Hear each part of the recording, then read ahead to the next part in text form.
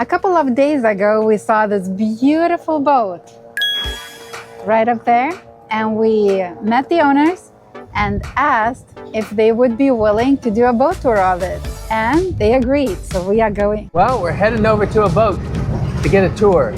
Jim and Pat have been so nice to let us tour their boat and share it with you all, and this should be fun. It's a great looking boat. There's Jim waiting for us. Capers is a 2004 Hylas 46, and she looks amazing. She has been meticulously maintained and upgraded. Wow, what a boat. Let's go aboard and take a closer look.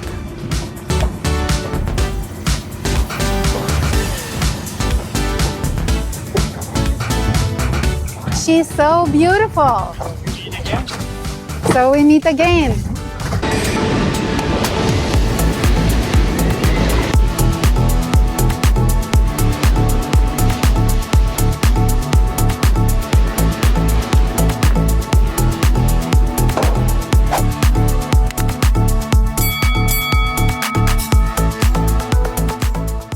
The Hylas 46 was first built in 1995, and you can still order a brand new Hylas 46 today from the Hylas factory. Here are some of the specifications of a Hylas 46.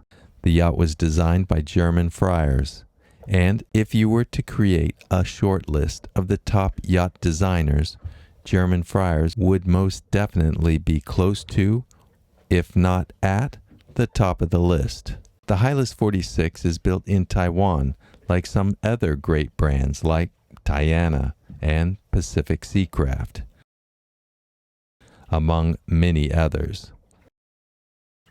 Let's take a quick look at some other items under the waterline, like the skeg hung rudder. I really like that. The lead-filled keel, and even a bow thruster. These are very well-built yachts. They feel much bigger inside than you might think when you think of just a 46-footer. This 2004 Hylas 46 is not for sale, but as of today, February 2025, there are 10 Hylas 46s for sale on yachtworld.com, from a 1997 to a 2012. The list price ranges from $230,000 to $600,000 US. Quite a price range. I wonder what a new one would cost from Hylas. Maybe someone watching this video can put it in the comments below. And if somebody knows how many were built over the last 30 years, please put that in the comments as well. Okay, that's enough of the specs, prices, and what's for sale. Now let's take a look at Capers, a Hylas 46. Well, it's raining now. It's about ready to rain now, yeah. All right. Change your plan? Yeah, let's go inside for a couple minutes because this is going to blow over quick. It's really incredible. It's been not raining for a couple hours, and then you guys show up and it starts raining. Yeah. I like these seats you got here. Well, those are nice. They came from budget. But I do like your seats, so I might have to get a hold of Sean here and have him make new cushions here. These cushions are about 10 years old. And if you're going back down there, talk to Sean. Do.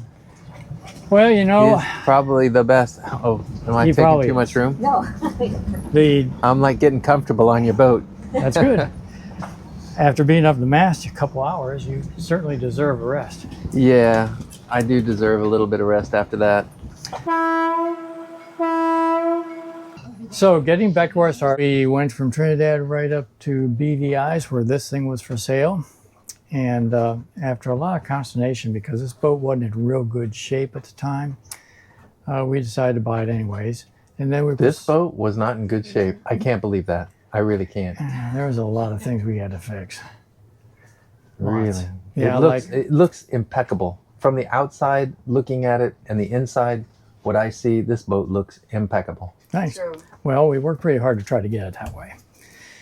God, there's so many things that were wrong with it.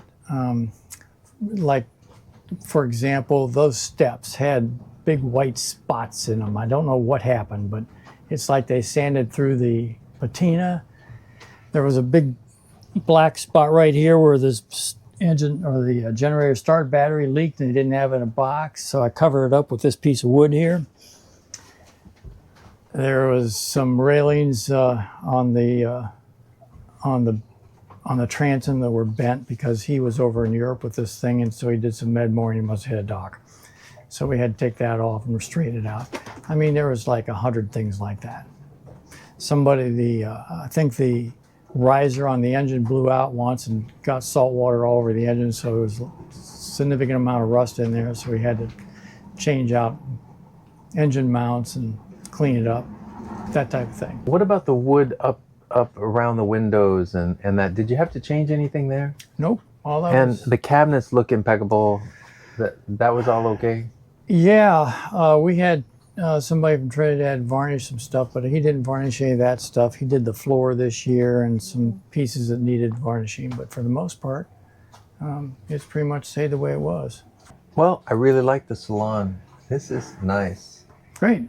Open right up to the kitchen. Yeah. Nice big kitchen. I wish there was a little more room this way. Just touch. It's great for two of us. Sometimes we have our niece and her family in here. That's 2 girls and man and wife. It's 6 people. It's enough. It's no more than that, though. The Amel is a little bit beamier than this, but it doesn't seem like there's as much room. And I think that's because the person that designed it didn't want to have things flying long distances. He wanted no areas like this that's wide open, so if you are leaned over a lot, you have to worry about falling from here all the way over to there. And I think these guys did a good job with that too. You know, you got grab rails on there, you got grabs up there, and you got grabs all along here. So we usually don't have any trouble walking around when we're sailing. And then when you get forward here, it's pretty narrow, so you just bump it against cushions and stuff like that up there. Yeah, but I'm really impressed with how you look on the inside. We were impressed with how the outside looks, but the inside looks amazing. Well, some of the features here is this is my toolbox. One of my favorite things. They used to have, I guess this was designed for TV up here, but we don't do TV, so that's my other toolbox up there, which is really nice. Got it all separated from my tool bag and wrenches and things like that.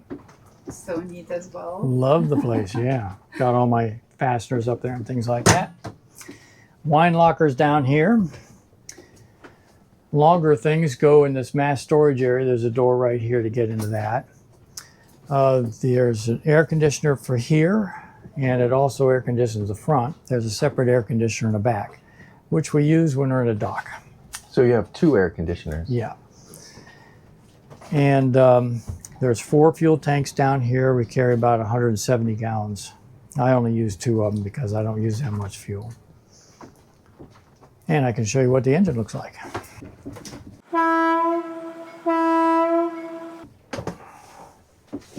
Oh, that's nice too. Nice engine room. Yeah, they also have access on the sides there, so it's certainly not as nice as the access that you have on your Mel, but we get the job done. Yeah, the only thing that's a Yanmar, right? Yeah, 75 horsepower. 75 horsepower. Mm-hmm. Wow. Mm-hmm. What do you do, about 9 knots? Full No, throttle? the hull speed is about 8. 8. So we do about 8 knots. We can do So up to 8 knots. can I ask where your impeller is? How hard is it to change the impeller? Not too hard. I change about every other year. It is below the alternator over here, but you know they put those threads on the impeller now, and I have a little impeller puller.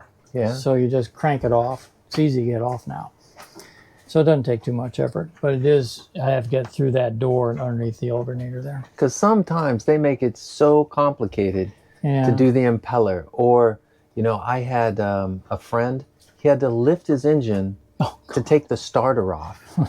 So we have a 210 alternator there that runs the house bank, and we got 3. And how many amps does it? 210. 210? Yeah. Wow, that's nice. Yeah, but we don't nearly need that much because we got solar panels out there.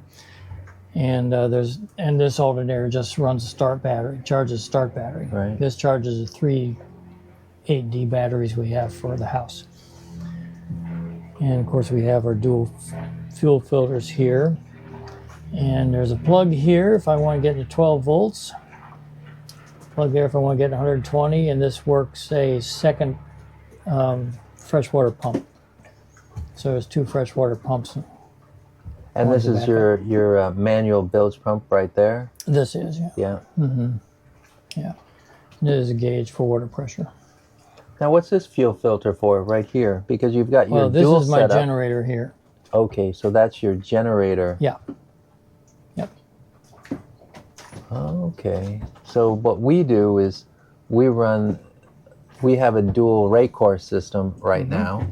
And so we run dual off the rate core, and that feeds both the gen set and the engine. Oh, But you have an extra filter.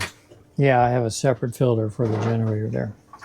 Yeah, it's just the way the boat came, so that's what we do. We also have a pump down there to pump out the oil from all 3 places. That would be the generator, the main engine, and the transmission. Yeah, we don't really need that because we have enough room just on top of the engine where we can use our pump. Yeah. And it just sucks all the oil out into a reservoir. Yeah. And then we dispose of it fairly easily. Yeah. So that's what that looks like. Wow, that's a nice looking engine room. When's the last time that you've got a survey on this boat? It was about 3 years ago, I think. Well, what did the surveyors say? It's just beautiful, like nothing? Oh, they can always find, if they can't find anything, they say things like, well, you need to check your keel bolts, which, Your keel bolts? so we tightened up the keel bolts last year, checked them. We had to lift the engine to do that because there was 3 or 4 keel bolts underneath the engine. The rest of them come up through here. So we took all the floor up, and it was kind of fun. Saw the fuel tanks, stuff like that, and tightened up the bolts. How many Hylases have lost their keel because of keel bolts? I don't know of any so far, but I say they have to find something. Oh, We also had some paint peeling from one of the bilges up there, so he said we had to fix that. Stuff Was like that a red or a yellow, or just a wish list? I don't know. Red. We got a lot of red and black boat. Yeah, they had to be red because anything you put down, the insurance people say you have to fix. So Yeah, So I I know. fixed it. That's why I'm asking. yeah, It's like- so you fix it. There's another fascinating manifold underneath this hatch here because we have these 4 fuel tanks. You have to manage them. Okay, this is how they manage it.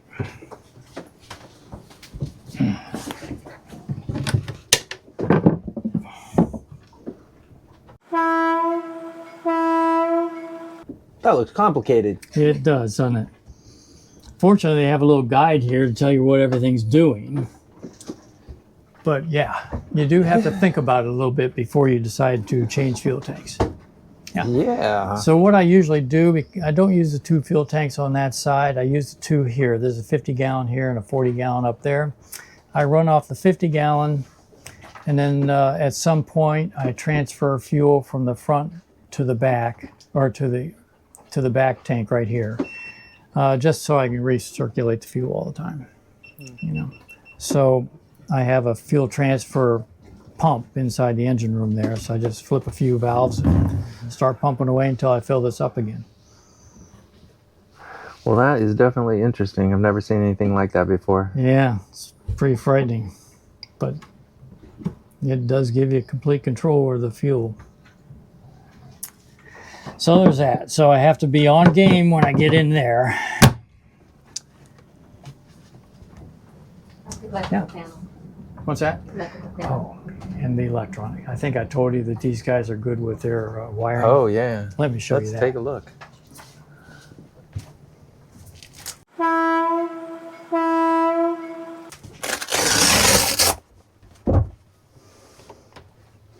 I gotta pull this pin out here and make this really tight.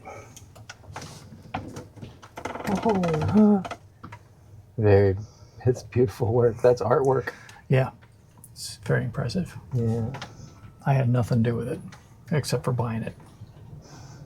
Well, it definitely looks good. Yeah, I like that. They did a really nice job with it. Back here is a different story. It gets a little messy back there. This thing drops down so I can have access to all this stuff. You know why that's messy? It's because these items here have to be changed out every, so often.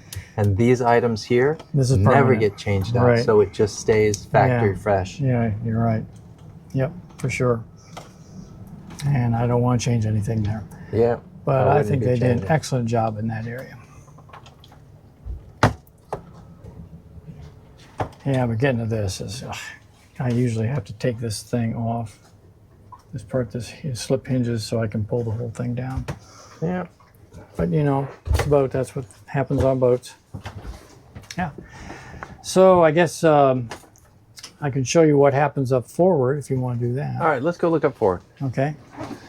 Give it the top sides a chance to dry out and maybe for the rain to pass. This is our guest quarters up here. So this is going to be my bunk. Yes, I guess. this is where you stay. There's where I'm sleeping, right there. Okay. We have the water maker down here. It's a Sea Recovery 600. The compressor for the air conditioners down here. Start batteries down here. And the water tank, forward water tanks in there. And then down here we have drawers. Lots of storage for this stuff. Storage all over here. And then, and these things are kind of neat. I don't know how many boats have these things, but it has these screens where you can black out stuff if you want. And also mosquito. If you want that, you pull this one over. And it just, Wow. And that's already from the factory, right? yeah, That's impressive. yeah. And then the forward head is up here. We take our showers up here. And this is a watertight bulkhead. That's why they got that Bomar watertight fitting. In front of that is the holding tank for this toilet and the bow thruster. That's how we gain access to the bow thruster motor. That's where the wiring, remember I was telling you the wiring corroded? Mm-hmm. Yeah, it started corroding right up in there and we wound up going all the way back into here before we found good wire again. So then you just started here and ran new wire right in. Yep. My brother and his wife have slept up here, and they're two fairly big people. They're taller than I am, and they get along okay up here. They say it's fine, so Yeah, this is beautiful. must be enough room. 3-burner propane, pretty standard. Freezer, refrigerator. And I have to say, when we bought this boat, it had a Gruner, Jim, Gruner refrigeration.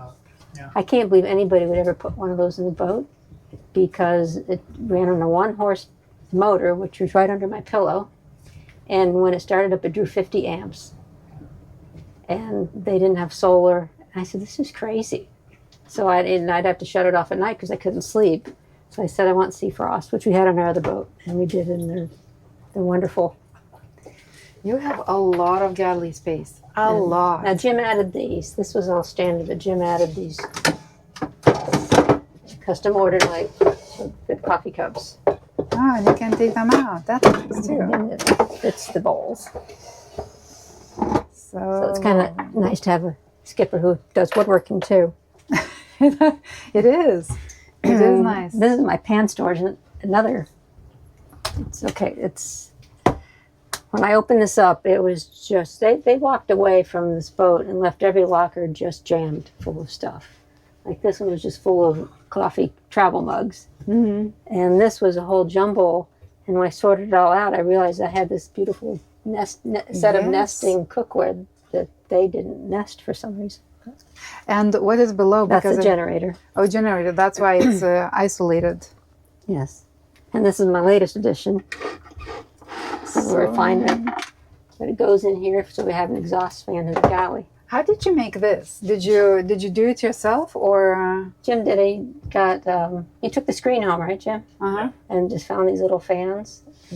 They are handy, those little fans. So it just sucks. Yeah. It really works. That's all the Yep. hot air out of the gallery. And of course, he had that little special shelf made to store it. So cute. Everything has its own. And here, this the closet, the locker. and our stateroom was pretty deep, so we carved out room and had a little pantry put in. Which How did you do? Is that the closet? That's a lot, yeah, a hanging locker, which was really deep. So we just scavenged that. So nice. Yeah, nice. All these little things. All these little things, yeah, make a work difference. so well because otherwise you would have to dig somewhere something, and this is we had that work. We had that done in Trinidad. So this door did not exist. Nope, didn't exist. Wow, you did They such a a great lovely job. Yeah. And this is jealous. Oh goodness. Yeah. It's kind of nice. It is. So Nothing too. This is kind of cute. We both let out a lot of hats, so we had the hats up here. When we were sailing, they'd fall out, so he made a hat corral. it has its own garden, its own It has little its own, picket fence. So This room is huge. So there's It two is. hanging lockers there. That could be hanging, but it's shelves. And then there's another one behind here. Plus storage, two big storage. such an areas down amazing there. engineering. There are so many things thought through. Like you have this awesome breeze because I you love have those windows two little there. ports. They make and all the this- difference. Yes, it does. And it's very light. You have so many windows, and I know those are so cute. I think you just like press it and push it. Just slide it. Our friends had it, and they also had the most pristine boat, Aloha.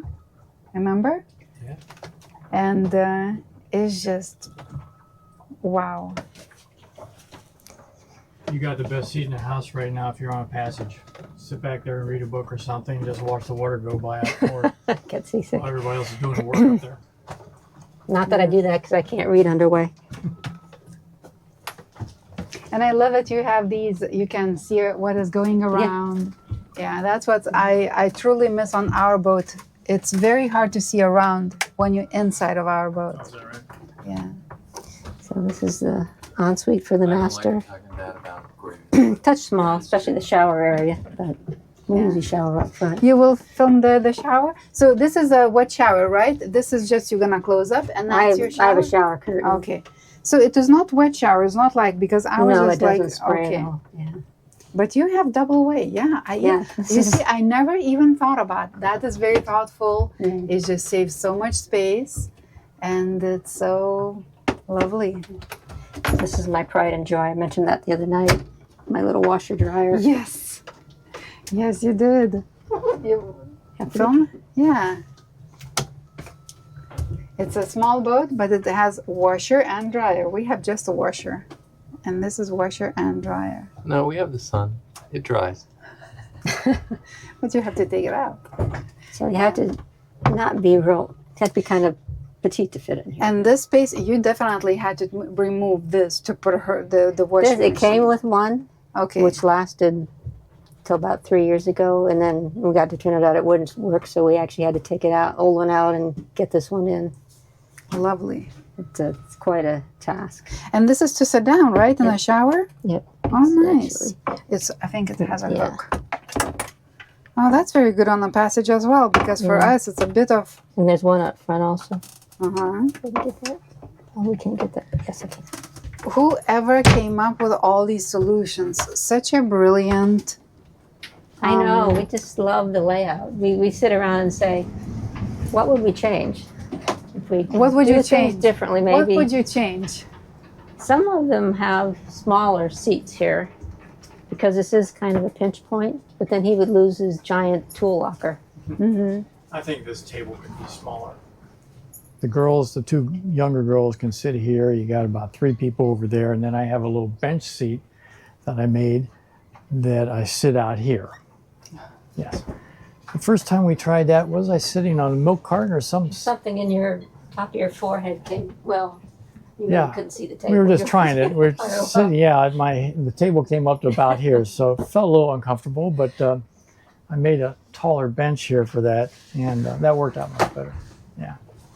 Yeah, so I don't know what we would change here. Some of these boats don't have the pass-through there. So they can have the nav station go all the way around.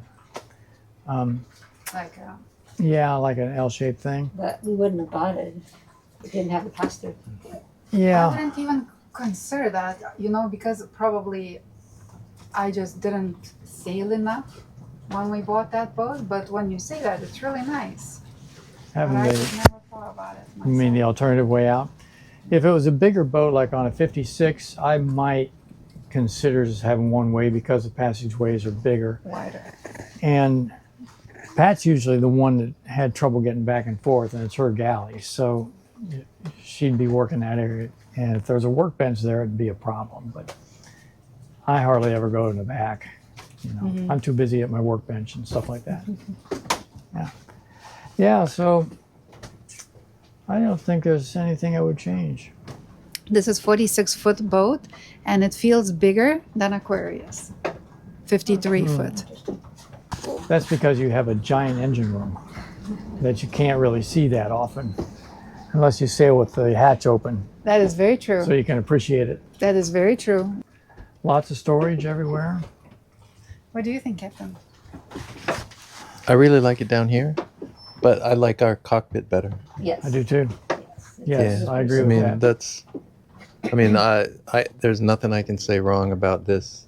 This looks truly amazing. The cockpit, our cockpit's okay when you're sailing because you can brace yourself pretty easily on the other side.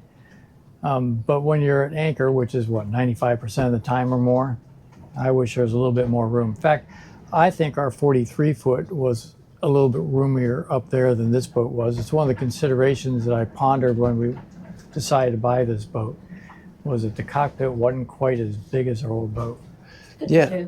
I think but if they it's great for two. brought it back just a little bit more and maybe took away just a little bit of the headroom in the back cabin, that might have been a little bit better. But your back cabin is so nice, Very nice. and you just don't want to give up that because that's where you sleep every night, and it's a big deal.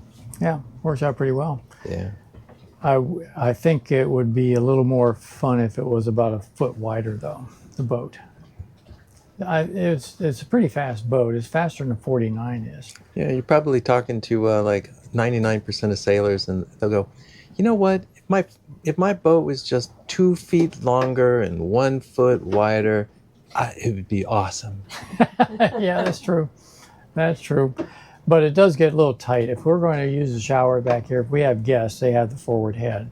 So we use about one back here, and that shower does get a little tight back there. I would like to have a little more room in that shower. And they might. We not very often, but some boats didn't have the washing machine back there, so they might have actually had a little bit more room in the shower. On the other hand, the holding tank's below the washing machine too, so I don't know how much more they got. Well, I think you have a lot with a little boat. You know, it's not that big. 46 foot. You know, you don't have to spend that much in marinas. True. You don't have to spend much to get it lifted and stored. You know, you save on all those other things. Ours is 53 feet, so, you know, we're paying a little bit more or a lot more depending on what facilities we go to. But this is nice. You get a lot in a smaller boat. It's great for two people. Yeah. And it's very sailable with one person, actually, two for sure. Well, that brings us to the next thing. Really? How do you sail it? Position where you can shut it and lock it here so you can lock yourself inside in case you feel a little bit threatened by people in the area. So they do make it easy to lock this whole thing. So it's a nice, is it stainless or is it Yeah, see-through? well, this is all stainless down here, but you put the hatch in here. This goes over the hatch so the hatch can't come up, and you can't open this because it's locked. That part I like. All right.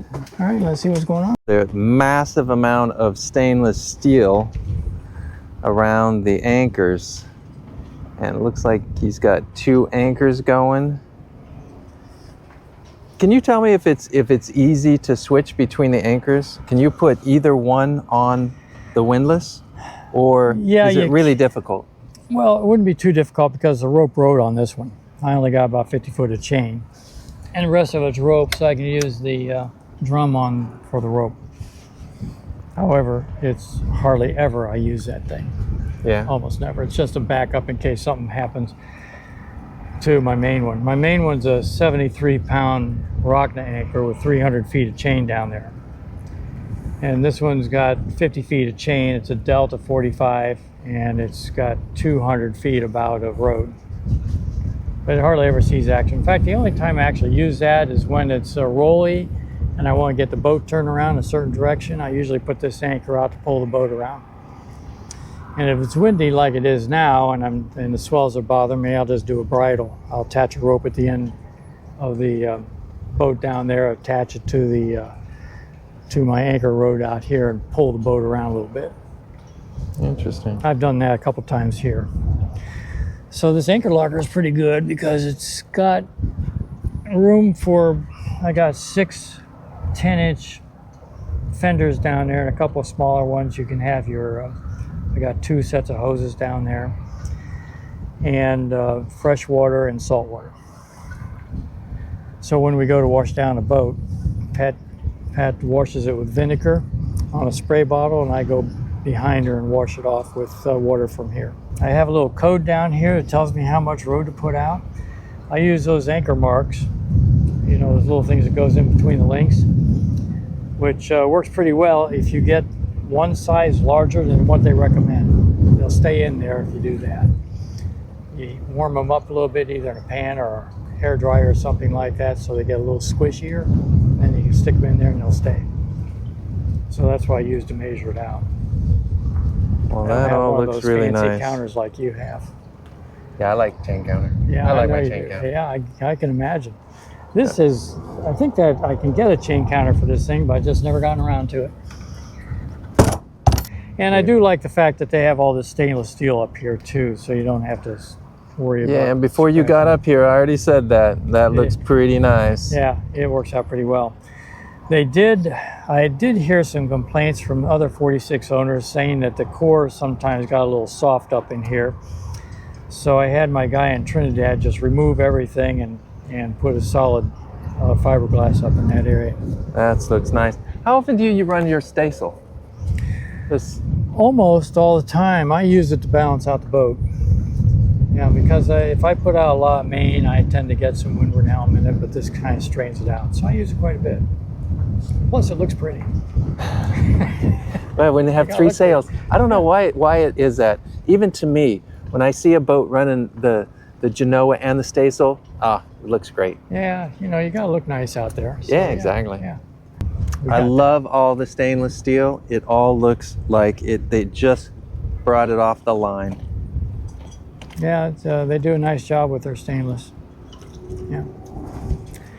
And did you have this repainted? I mean, the No. deck looks amazing. Nope. As you can plainly see, it's not teak. If it would have been a teak boat, I wouldn't have bought it. Yeah, I wouldn't buy a teak boat either. No. There's a couple reasons. One is it's hot, really hot to your feet when the sun's on it. This gets pretty hot too, but teak is ridiculous. It's kind of messy. If you have a white hull, all the dirt and everything is always washing down. There are various scuppers and leaving stains, but mostly it's the maintenance of the thing. Yeah. There's a lot of maintenance, and about after 10, 12 years, you got to replace it all anyways.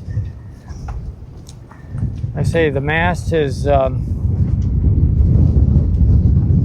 in mast furling. There's the motor right there for it. And since I've gotten the motor fixed, it seems to work very well for us. And all the important control lines for that runs into the cockpit.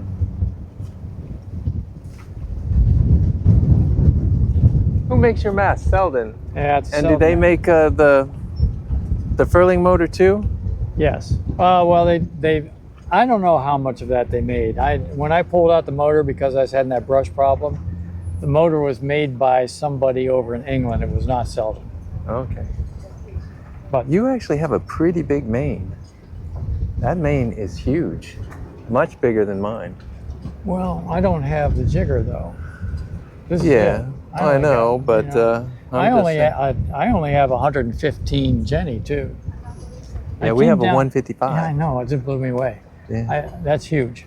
I had a 145 coming down here. I thought that was too big, so I replaced it with a 130, I think.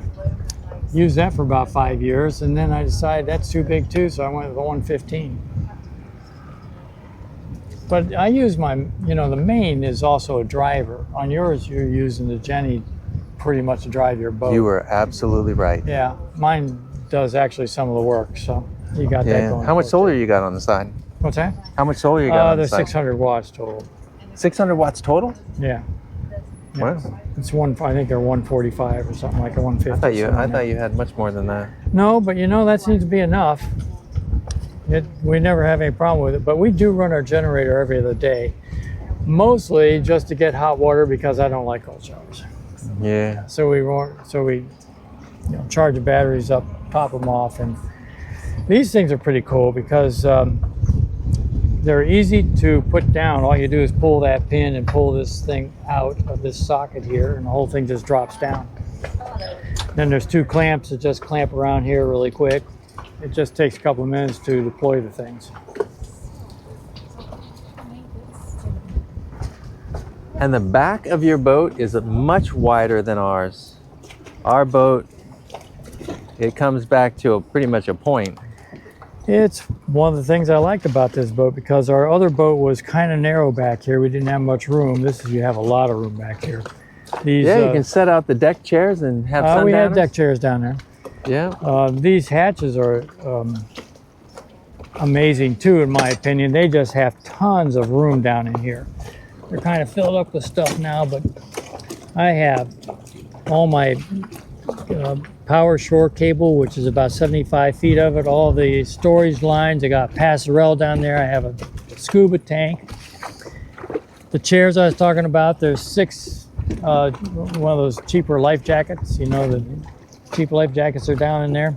There's all kinds of stuff down in there. It goes all the way back to the back there. So. Wow, that's a lot of room. There is, and then there's a lot of storage in this, so we call it the garage. This all lifts up too. Whoops, got locked. But I got 3 5-gallon diesel tanks in there. The Magma grill's down in there. I have a couple buckets. I have 3 smaller buckets. There's still room left over. And this is all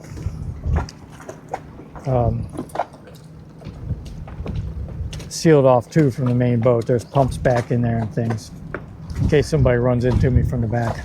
Yeah, and the other thing that I like about having a wider back is you have much more surface area underneath the water that pushes the water out, so you can actually pull up your dinghy in the back and actually feel safe about it. Yeah.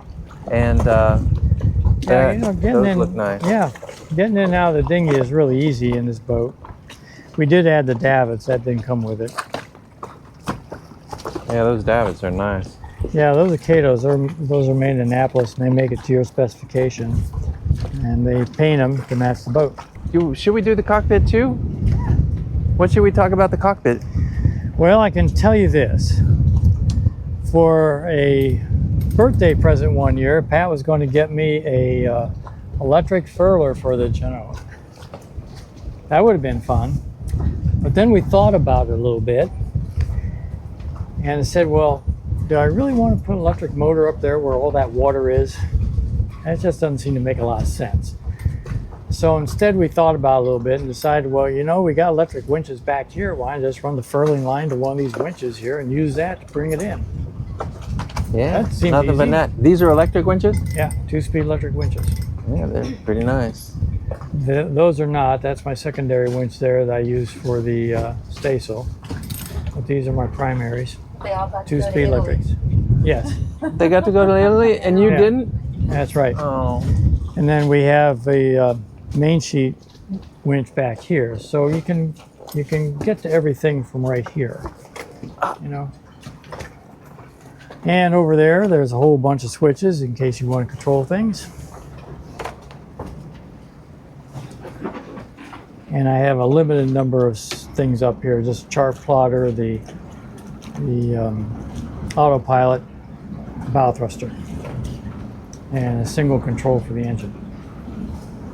And outstanding feature Yes. and the table. Jim did it. Jim You did it yourself, right? Yep, You did all this, Unbelievable. all of this woodwork here? yep, I did. Wow, you got skills. You know, I started woodworking as a hobby when I was like 6 years old, so I should be able to know how to do something by now. Yeah, you got skills. Because that looks. Well, that's one of the absolutely- things I like about a boat. That's what I really liked about our old boat. There was a lot of woodworking things that needed to be done on that boat, and it was up on Lake Erie, only 50 miles from where I live, so I could work on it up there. This boat came with a lot of woodworking done already, so I don't really have, plus I don't have my workshop down here, so I can't really do that much, but still, one of the reasons I like owning a boat is to just improve it. I sat there one day, once upon a time, and I thought, why in the world don't I like to buy new boats? This happened even as a kid. My dad was into power boats, and he was trying to decide to buy this 43-foot used Richardson or a brand new Trojan tri-cabin. And I was trying to talk him into getting this beat-up old Richardson. And for years, I tried to figure out, why would I want to do that when you get this brand new one? I think I finally figured it out. And I think it's because when you get a brand new boat, try as hard as you can, and you'll never be able to keep it in the pristine shape you first got it. It just is, it's going to deteriorate. You just have to try to hold it off as long as possible.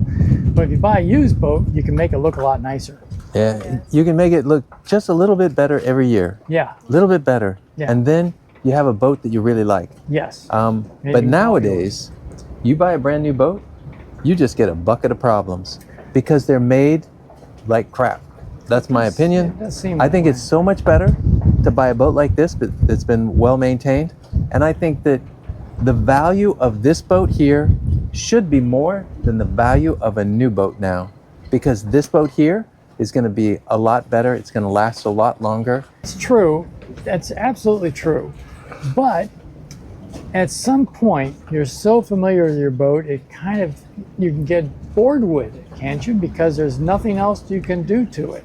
You need a new challenge. things that go wrong. I'm Well, now you're just repairing things that are already there. On friend's boat. Yeah. Well, Yeah. I guess you can always work on your friend's boat. Yeah. Well, I appreciate the tour of this magnificent vessel. Thank you. And Thank you very much. We think it's great. wow, I think it's great. If you like this video, give us a like down below and click here to subscribe. That really helps us. And if you want to watch more of us, click one of those. They said they came from Spanish.